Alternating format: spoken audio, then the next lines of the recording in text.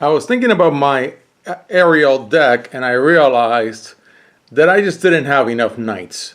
So I went and I hunted down a few casual knights from my boxes and I'm adding, I switched out cards that cared about historic because really this deck is not going for historic. This deck is going for knights and it needs a good count of legendary creatures so that I can equip one of them with this beast. So really, it cares about knights. It's got the usual white-black package that I got most of them out of the Orzhov deck from Return to Ravnica blog. But other than that, and so of course I'm going to show these cards just one by one. Of course, the thing that I don't like is now I've got all these cards with specific abilities. Makes the deck a little more complicated for a casual deck. But I really need my knights. And so the 5 cards that went out had cared about historic, and the cards that came in care about our knights. I'm not comfortable with one white, but you know, it's a casual build. We're not going to go crazy in here. And so the other major substitution that I made, and again, I've shown these cards in the previous build, and I spoke at length about how much I love Extort and all these great non-knight cards from Gatecrash. I did make 2 additions. Oh, I added this guy, of course. I knew I was going somewhere. I wish he was a knight, but it's pretty cool. I've actually seen him in play, and even though he's casual as could be, not a bomb at all, it's pretty cool when you attack to be able to rearrange attackers. It can cause a lot of havoc in your opponent when you decide which ones attack which ones. So there you have that. I've already shown these cards, so I don't want to go in great lengths. But I added these 2. I forget what I took out, but this is standard good stuff. I mean, why not have a Pacifism and a Doomblade? And this is the common Doomblade from M12, which thankfully I pulled a lot of M12. I don't think any of these have changed, so I'm not gonna go through them. So you can view the previous video of the deck.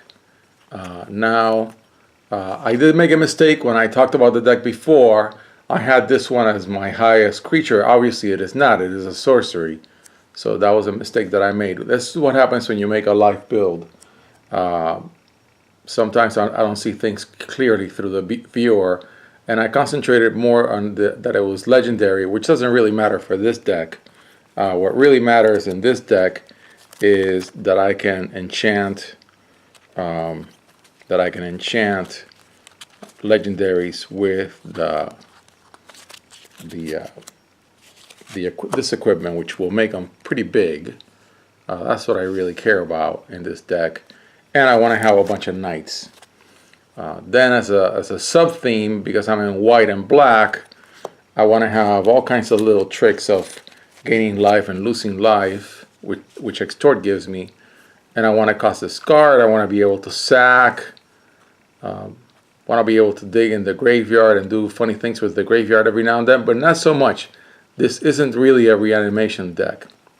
But now the deck has a bunch of knights. So if we want to do a knight count, well, of course, in the case of the spells, I'm dropping knights with this card, and this one. And that's it. So I've got 3 knight token spells. I'm also dropping tokens with this one, but they're not knights. Had to make a compromise there. I'll take the tokens because then they're easy sacrifice fodder. So I'll finish this very quick video. The retooling of this deck was not as extensive, I think, as the Joyride deck, or it didn't really require as much discussion. I'll put it that way. And so if I go for my knight count, and for this I'm going to have to look at the cards themselves because I cannot read this through the viewer. I've got 1, 2, 3, 4, 5, 6, 7, 8, 9, 10, 11, 12. No, 11. 11, that's not a knight.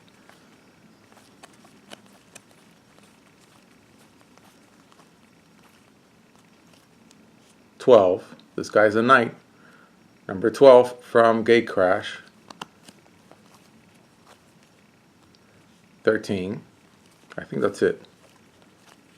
Yeah, so I have 13 knights now out of 39 critters in this deck.